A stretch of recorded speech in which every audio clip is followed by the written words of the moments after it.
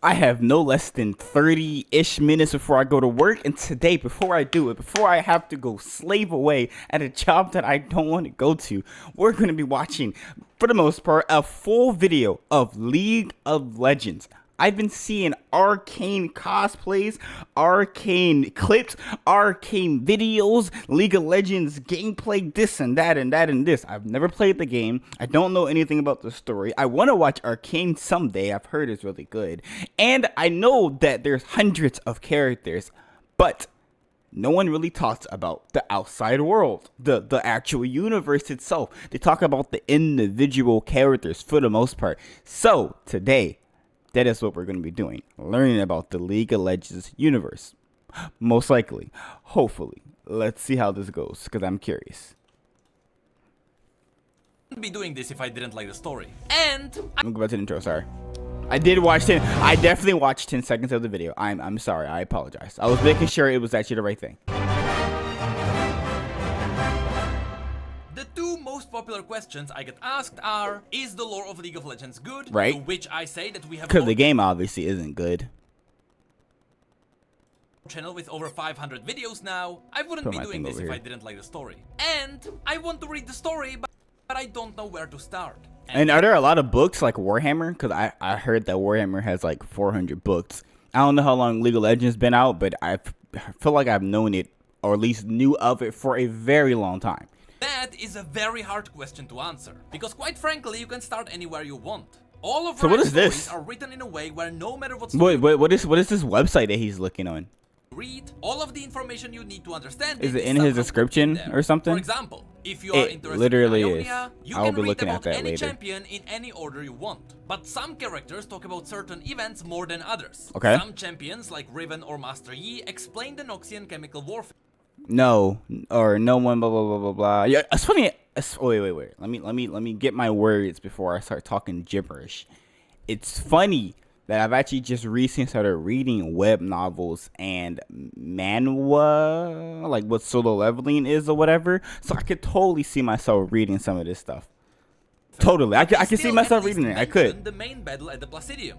Other champions like Irelia or Karma explain the main battle at the Placidium, but they only hint at the. What is the wait? What is the main battle at the Placidium? So yeah, that word. basically, all the stories contain all the information you need, so you are never left confused. But I understand that simply telling you that you can read whatever you want is not a good answer. No, because knowing me, I would literally start from left and then go to right. That you can read whatever you want is not a good answer. After all, League of Legends does have its main storyline, despite there being more than 145 champions, all with their own unique. That is a lot of champions. There is an overarching plotline that serves as the real story above all the others. Okay. And today we will talk about exactly that. Okay. It wasn't an easy task, but I managed to put together the complete story of the main. So do they actually like talk about these or bring up specific things from their actual stories in the game? Like some games, like I think Minecraft used to do it, maybe, where they'll have like just random quotes or sentences that would make sense if you actually played it or knew of the actual story, like the weakness to villagers and shit like that. So I'm just curious to know if they do stuff like that. Events that affected the universe of League of I'm Legends. saying like someone's gonna answer my question, but no one's here to answer my questions. So the way I did it was simple. I read a lot.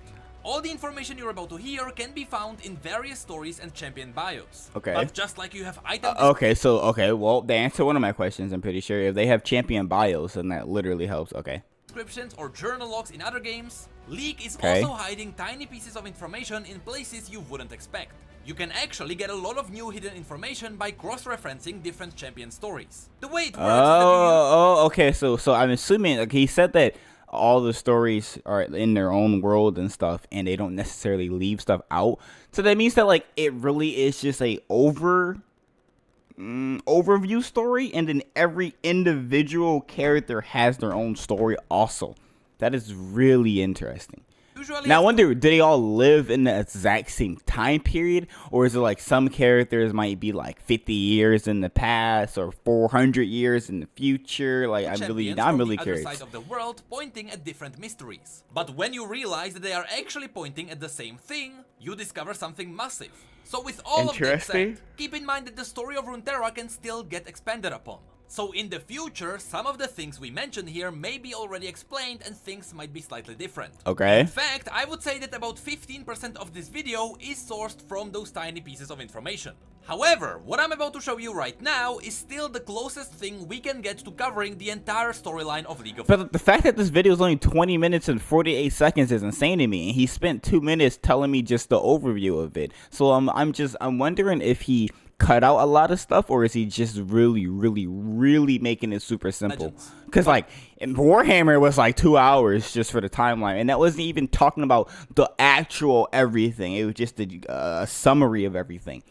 Enough about unnecessary explanations. Finally, without further ado, let's get into the main storyline of League of Legends. Okay, let's go. Let's get it. Let's go. I'm ready. Let's start at the very beginning. Okay, the very beginning, where every story starts, the stars or nothingness. The ages before time was even a concept. Literally nothingness. I was correct. He should have just had a black screen here rather than stars. Nothing. Oh.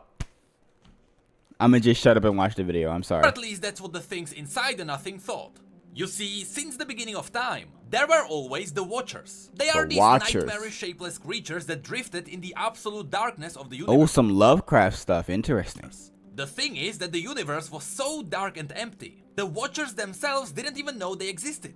There was nothing to see and nothing to feel. There was nothing to show them that they actually lived. But that all changed when a tiny spark of light appeared in the empty cosmos. Okay. Suddenly, the Watchers realized they could see. Not only that, they realized that they are conscious beings with senses. Interesting. Just like that. So wait, so like in Lovecraft, I can't remember the video. It's been a while. I watched Nuxenor's reaction to the Lovecraft timeline and all of the Lovecraftian entities. The majority of them, except for like a select few, weren't even not self-conscious. Well, they weren't self-conscious. They weren't intelligent. They were just powerful and shit or whatever, right? But it sounds like these Watchers are powerful already. Like they're powerful and they're aware that they are like intelligent. I don't know if I said that correctly, but yeah. So it's really interesting. Woke up the Watchers from their eternal sleep.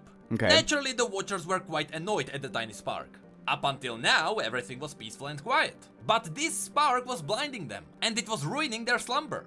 When they drifted closer to inspect the light, the Watchers found out that the tiny spark was in fact a window into reality. Inside the reality. So wait. Does that mean reality already existed and something broke a hole into wherever the hell they were at? That's interesting. If that's something, is that something alive? Dragons of twilight, cosmic beings, and even death itself came to be, and they roamed around the empty space. Some, like Aurelian souls, spread light around. They left little pieces of themselves behind. Wait. So are these the Watchers? Wait, in fact, a window into reality. Inside the reality, dragons of twilight, cosmic beings, and even death itself came to be, and they roamed around the empty space. Some, like Aurelian souls, spread light around. They left little pieces of themselves behind, which created stars. And with a little help from cosmic dust, planets formed around these stars. Interesting. The absolute majority. So the Watchers created literally like life itself. Okay. Of these newborn worlds were empty, but sometimes there was life. The one planet that we know about is Runeterra. Now, Runeterra wasn't not Earth. Okay. It's called Runeterra. Okay. by accident. The Celestials created this world with the use of the world runes, hence the name Runeterra. But why? Wait. Am I understanding this wrong? Are the Watchers not the entities that we just heard of, like this dragon and I'm guessing these Celestials? Are the Watchers a different group? While that was happening, the Watchers observed it all from afar. Okay.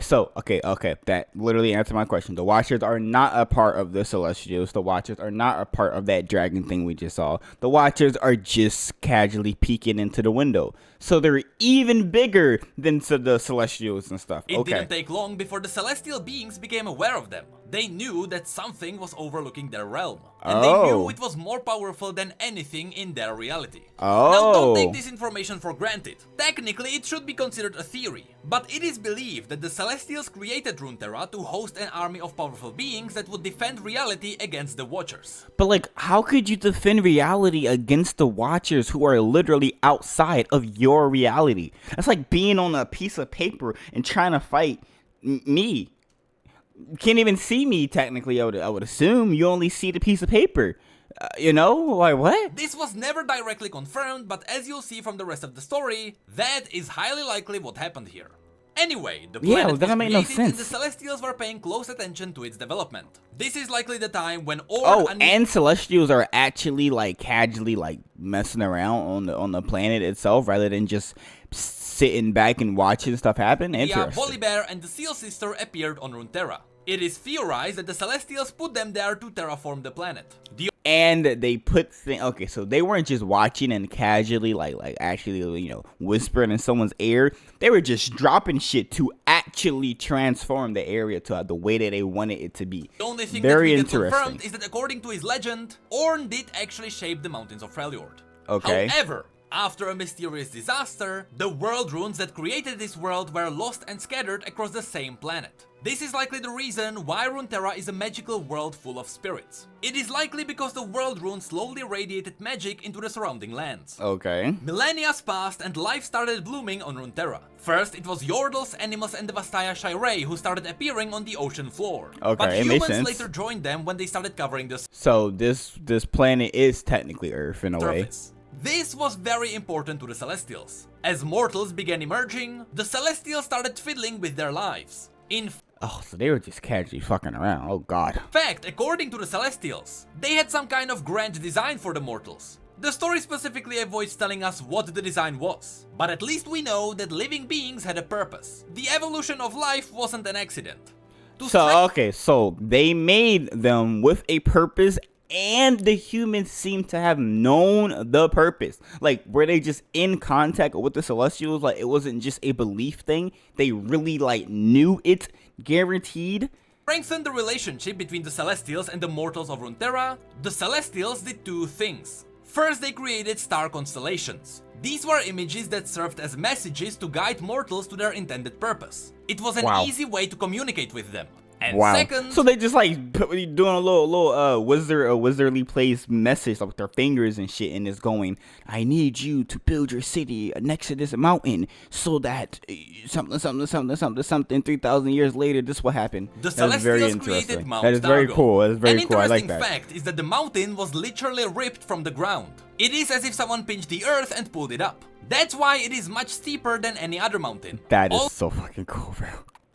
That they just like grabbed it and pulled it up. So you may notice that a lot of the mountain surface is covered in ice. Partially it is because it is really cold up there, but it's also because as the mountain was being pulled up, it was also dragging lakes and rivers with it. So a lot of the ice is— That is so fucking cool.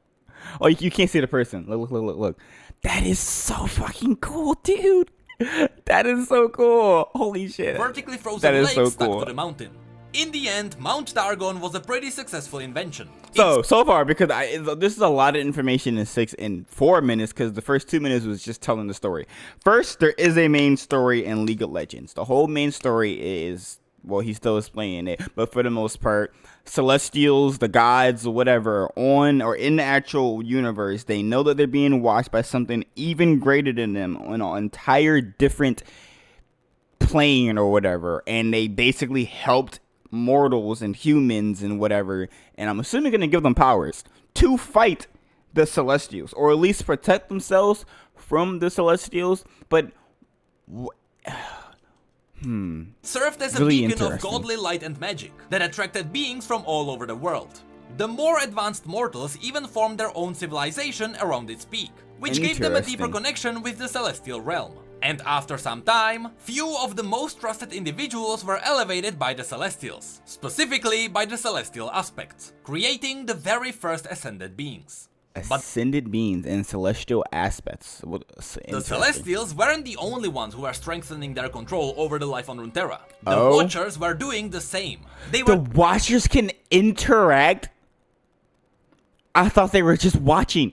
Cause like in Lovecraft, there's like only like what, 1 or 2 of them that could actually interact with the mortal or the physical world. So you telling me the Watchers literally exist outside of reality, or at least above casual just reality, and they can interact?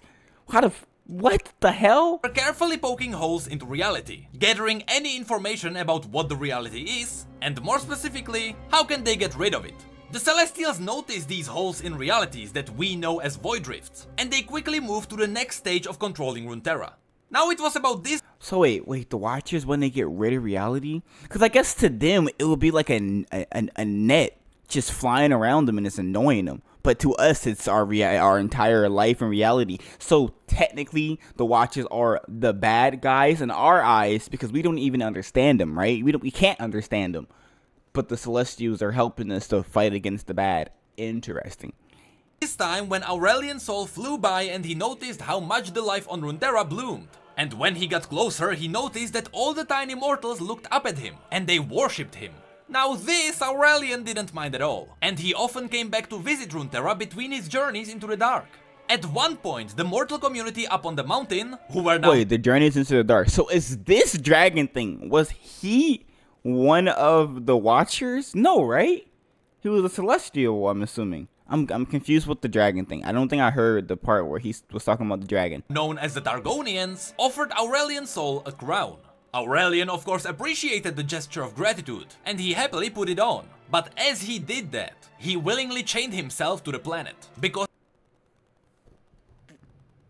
You telling me the mortals betrayed and trapped this demon, dragon, celestial god thing that they literally worshipped?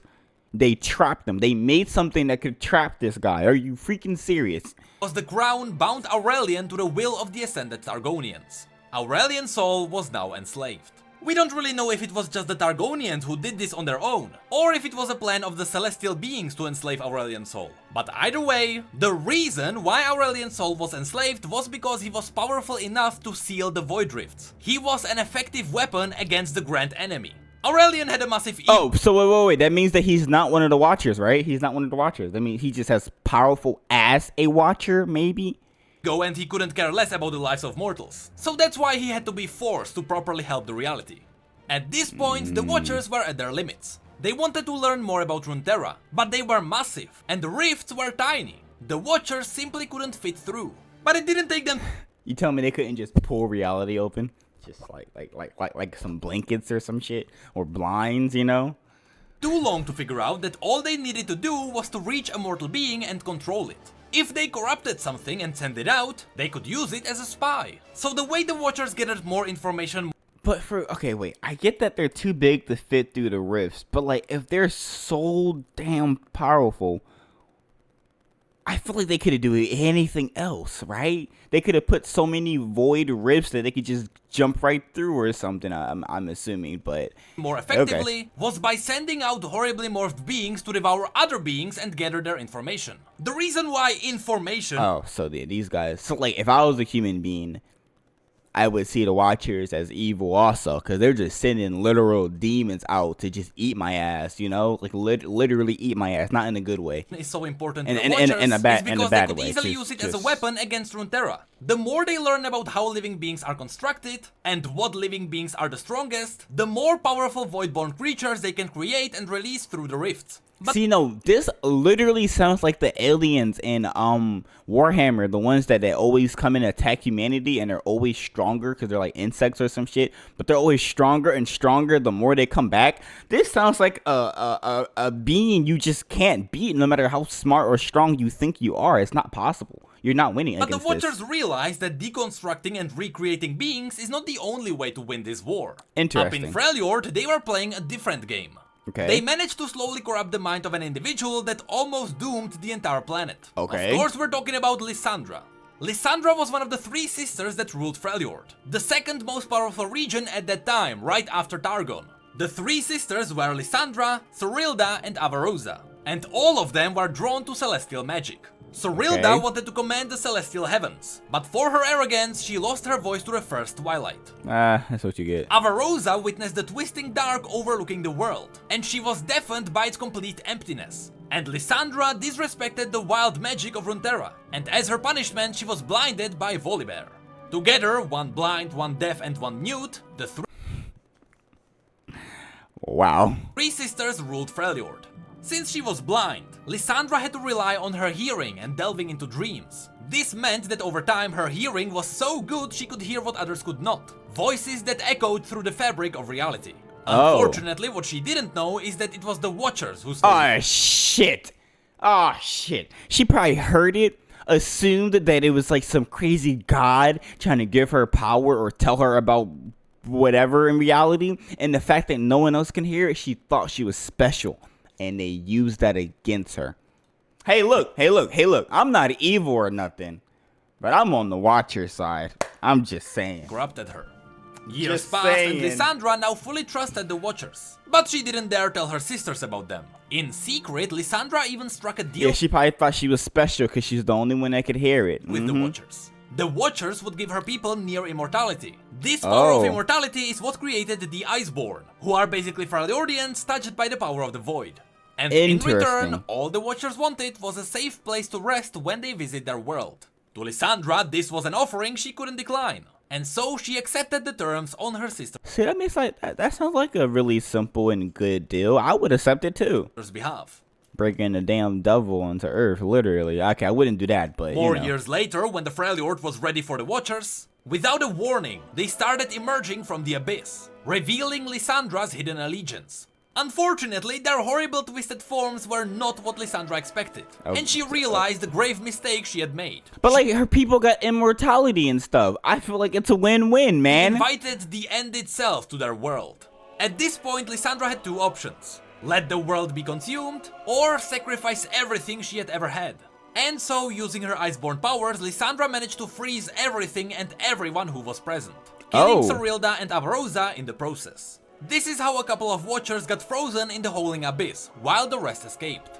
After this defeat... The Watchers can be affected by physical things? Sorry, I'm dying here. But like, the Watchers can be affected by physical things is actually insane to me. The Watchers retreated, but not without new information.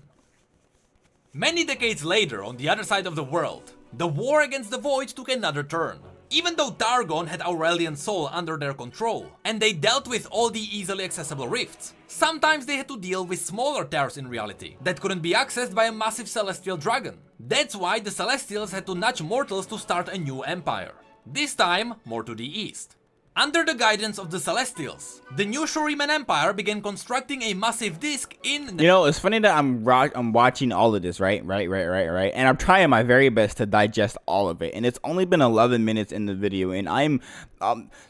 Watchers watching the universe. The Celestials want to fight against the Watchers. The over time, the Celestials gave a lot of powers and left a lot of things behind. The world advanced. They got magic and powers. One of the people, three sisters basically, three very powerful sisters, three of the most powerful sisters or whatever. One accidentally brought the Watchers into the world, almost destroyed everything. So I'm assuming one entire part of the map is just all frozen to save everything. Right now I'm just yapping over here, but I'm just trying to make sure I'm learning everything. Mazeth. Using this disc, they attempted to channel celestial powers into their chosen soldiers, but the experiment failed and the disc was destroyed. Later, they made another attempt at this more to the east. This time they constructed a much bigger sun disc that would create super soldiers capable of fighting back the Void. Okay. These soldiers would get many different names. God Warriors, Golden Warriors, Sunborn, but we know them as Shuriman Ascended. Here we need to mention three very important individuals that play a big role in this war. Azir became the greatest leader of the Empire and the Grand Leader of the Ascended. He was loved by pretty much everyone, but keep in mind that he was still a human. He became Ascended much later. Nasus became the wisest of the Ascended. His knowledge of war tactics would become irreplaceable. And the third important character... I forgot where Ascended was, I'm not gonna lie to you. I know something with celestial powers, but I forgot the specific way how you become Ascended. Like, it was something about the most powerful human or the most or the closest people to the celestial powers or something like that. She became the war commander of the Ascended host, and she was the deadliest of all the Ascended. As the Empire was growing and the number of their god warriors was expanding, other nations became suppressed, and some even feared the unstoppable army of Shurima. One such nation was the Kingdom of Icathia. Their leader, the infamous Mage King, had enough of cowering before their might, so he went to war against Azir. Now the Mage King knew his small kingdom of mages would not stand a chance against the Ascended. I feel like I'm losing. I feel like the further we go into this video, the more I get confused. So he called upon a power greater than what the Sun Disc could offer. He called upon the Void. Shit. During the battle for Icathia, a massive void... Holy shit, that looks fucking cool, bro. Holy crap. Look at that art. That is beautiful. Oh my god. The kingdom. And after hundreds of years of observing, the Watchers had another chance to silence all reality. Using their previously gathered knowledge, the Watchers corrupted everything they touched, and they created new Voidborn abomination the world had never seen. This was a war on a scale nobody expected. But after many sacrifices, including Setaka, who died while being torn apart by these abominations, the Ascended won, but at a great cost. Not only was the rift in Icathia so big that even today it is still not fully sealed, but damn, so they just be sending shit through it, don't they? Most of those who survived were permanently marked by the void. Before this battle, the Watchers have never even seen a God Warrior before, so they weren't able to fully corrupt anyone. But their mark was enough to leave a tiny whispering voice in everyone's mind. Damn! Thankfully, even though their war commander Setaka was dead, Azir and Nasus remained untouched by the void, and they kept all the void-touched warriors under control. Of course, it didn't stay that way forever. Zerath, Azir's slave, who was also his best friend and a guide, saw him as a naive emperor. Everyone saw Azir as a kind-hearted... So you're telling me, even though they were defeated, they just casually whispered into their ears, do evil, do evil, do evil, do evil, do evil. Kill our reality. Leader. But there were still countless slaves dying under his rule. Now, secretly, Azir was planning to free all the slaves on the day of his ascension. It was meant to be a big surprise to everyone, including Zerath. But when the day arrived, Zerath became jealous of the power Azir would get. So Zerath pushed Azir from the ascension sunlight, and he drained all the power of the Sun Disk himself. This led to Azir's death and the destruction of the capital city. God damn, they all just killing. See, look.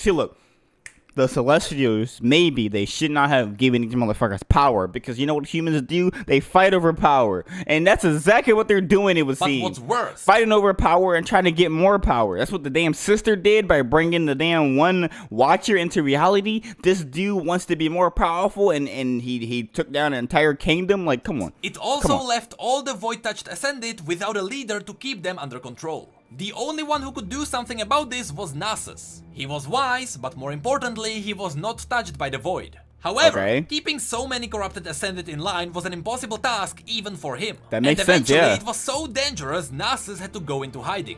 This meant that the Ascended warriors, now without a leader or purpose, and with tingling void whispers in their minds, they probably just got all corrupted or something, I'm assuming.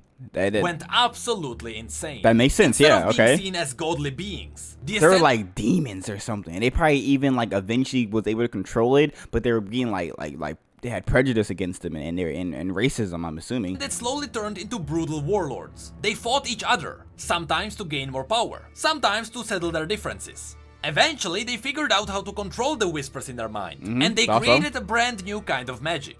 Blood magic, which they used to reshape and improve their bodies. Soon, the Ascended warriors were known as the Darkin, and this era would become known as the Great Darkin War. During these times, the entire world was in conflict, as the Darkin conquered as much land for themselves as they could.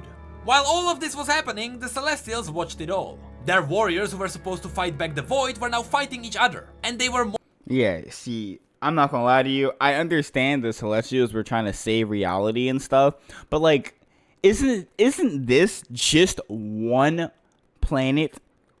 Like, you telling me these crazy, insane Watchers care about this one planet and not just reality? Like, if the Watchers are so powerful, why didn't they just grab the sun and just break it? You know, that's what I'm thinking of. More dangerous to the mortals than the Watchers themselves. Yeah. So the Celestials had to remove them.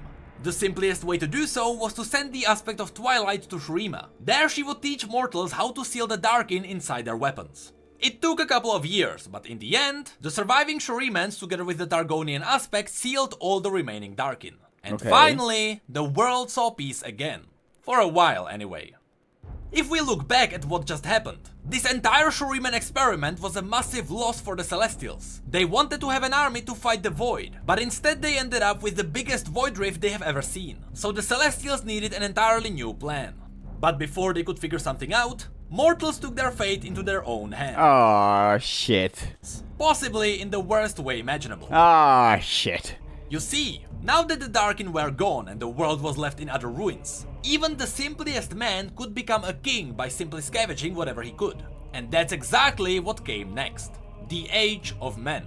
The first to step up was Mordekaiser. He was a brutal warlord king who easily swept across Valoran and conquered the entire continent. Only when the rest of the world united against him was his dark reign ended. Fast forward a couple of years and the world was simply at war again. But this war was unlike any other. Jesus. Remember when the Celestials lost the world runes at the beginning of the story? Yeah. Well, they were scattered around the world. Mortals began uncovering them. Makes Random sense. mages around the world held stones with the power to create worlds. It was pretty much the equivalent to holding a nuke. This sounds scary, but everything was fine as long as people were just threatening to fire the nukes. But once the first Right, like we do in today. Right, nuke was right. fired, the second followed, and then the third, and the fourth. While the Celestials were trying to come up with a new plan, mortals literally set the world on fire. These That is hilarious. known This as is the exact. See, look. I'm not against human beings. I'm a human being, but this is why human beings suck. Okay, we all suck.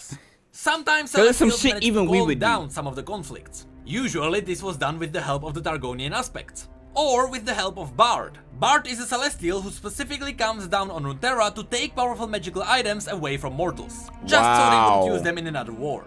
The last time we saw Bard was during the battle for Bard Mountain, in Ionia, where he took away this magical egg. Later Celestials even tried to create more constellations to show people more messages. But at this point, mortal minds were too primitive, and they usually thought it was signs of doom. Wow. But sometimes, even mortals helped. On the Blessed Isles, there was a cult of mages dedicated to collecting the world runes. They did it to hide them away from other mortals. But even that didn't help.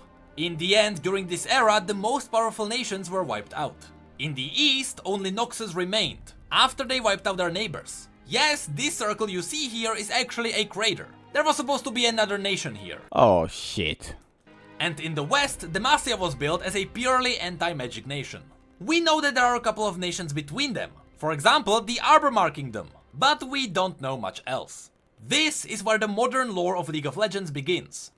This was 5 years ago, I believe, right? This was 5 years ago. That's interesting. So if we have a look at the world right now, the Watchers are constantly looking for a way to invade Runeterra because they are annoyed by its existence. The north is hiding a massive void rift frozen beneath the Holding Abyss. The south has a massive void rift still open there. Not big enough to fit a Watcher through, but big enough to spawn a void army. Okay, makes sense. The western and eastern Valoran is at war, the entire Shuriman continent is mostly in ruins, and the Blessed Isles blew up. Only Ionia is somewhat decently holding it together, but Noxus had to screw them up too. So it's only the Watchers are just gonna win. There's no way they don't. There's no way they don't. There's no way. The Celestials had mortals as a part of a bigger design. Again, the Celestials likely created mortal beings to use them all as soldiers in this galactic war. Well, whatever purpose mortals were supposed to have, it is far beyond the Celestial control now. Yeah. So now, you may be wondering, what happens next? Well, the main story can go a number of ways. We can learn more about the world runes through the vault in Demacia. Or maybe the Watchers will try to get through the rift in the north. Or the Darkin will try to make a comeback and the Celestials will have to deal with them again. Riot created a playground where they can do a lot of different things. Just remember, it really doesn't matter where you begin to read. Every champion and every... I understand now. So it's literally a world of complete fucking chaos.